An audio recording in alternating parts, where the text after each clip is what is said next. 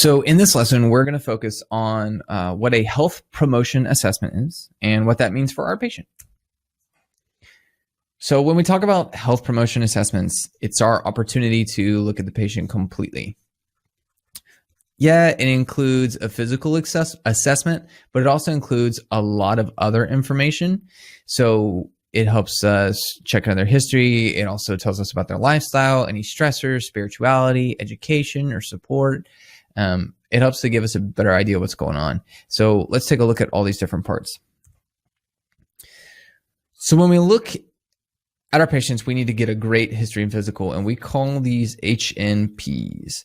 And what it does is it helps us peer into the health history to give a more complete picture of like what influences their health, and it helps us start to plan for them.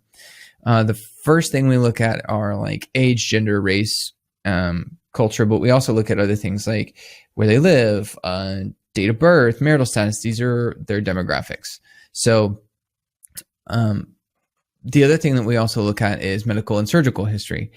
And we'll also take a look into their nutrition plans and see how they eat. One of the big players here is family history of disease.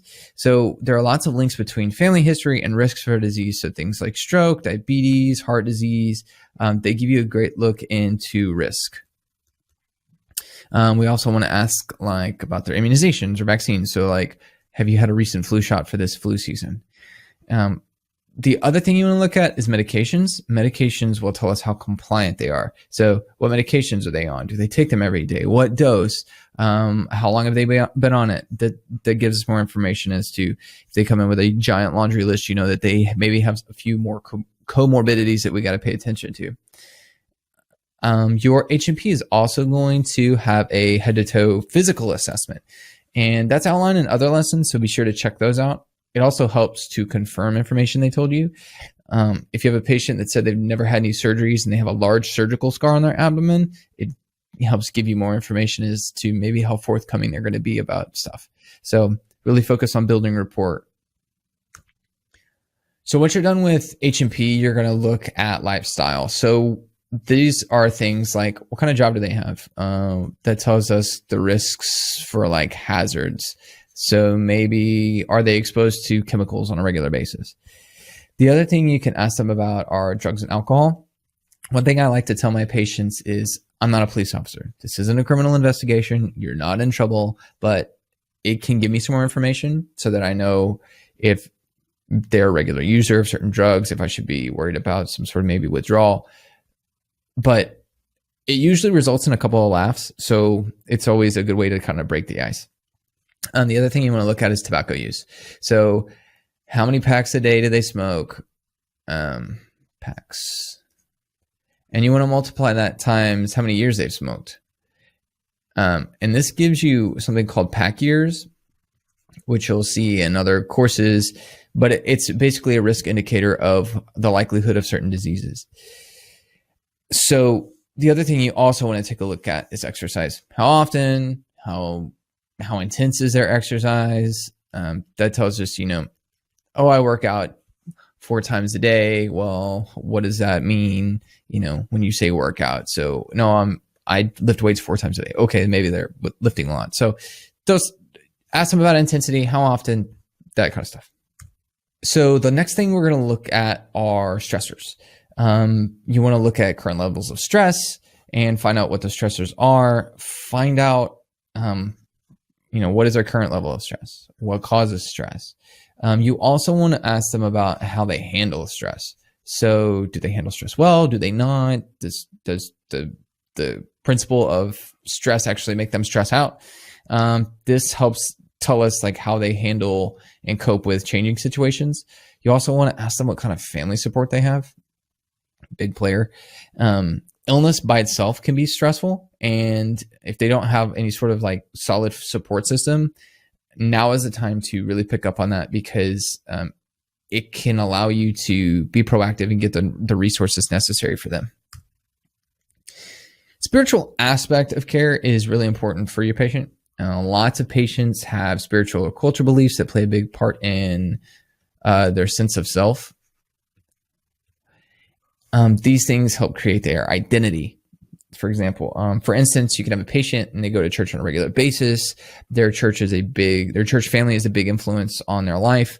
You need to be mindful of that as you navigate their care. Some belief systems have some cultural implications, like dietary restrictions. So some cultures and belief systems don't believe in pork. So when you start to ask about their spiritual beliefs, ask them if they are like any food items that they don't want to eat or that they want to abstain from. This helps build rapport and trust, and it basically shows the patient that you care about them on an individual basis. Like some people will say, hey, I'm a particular person of this faith, but I still will eat pork in spite of it. But it just shows the patient that you actually care about them as an individual. The other thing about the spiritual aspect of the health promotion assessment is spiritual support. So it's not uncommon to have prayer circles for patients. People from the church show up. The other thing that you can do for your patient is ask for chaplain. So it just shows that you're thinking about them on the whole. When we talk about education, I'm going to hit just a couple of high points because we have a whole lesson on patient education. And so, but when it comes to health promotion assessment, this is what we're really looking at. What is their highest education level? What is their understanding of health? How willing are they to learn? You can definitely get more information from the lesson on patient education. So go check that out. Support. So support for your patient is very, very critical for their success. An example of this is maybe someone battling substance abuse.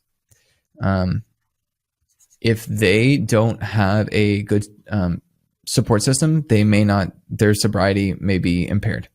So what is your job as a nurse?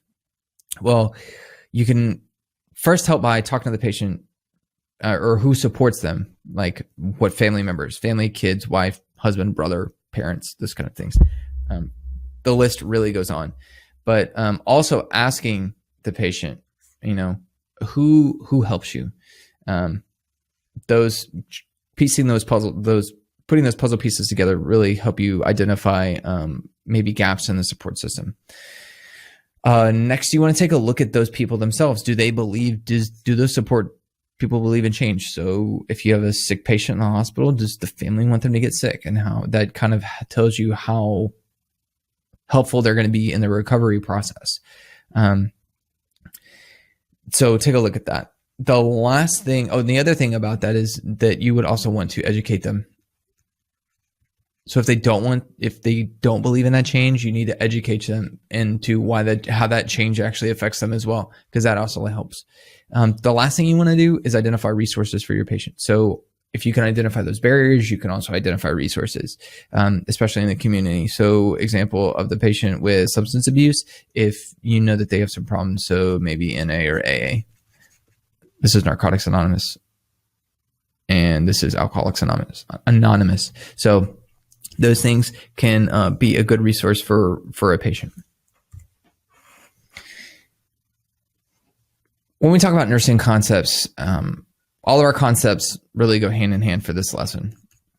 As a nurse, you're going to continually to promote education and healthy lifestyles here, and you're also going to focus on educating your patient. And because health policy is a direct reflection of all this, that's where it comes into play as well.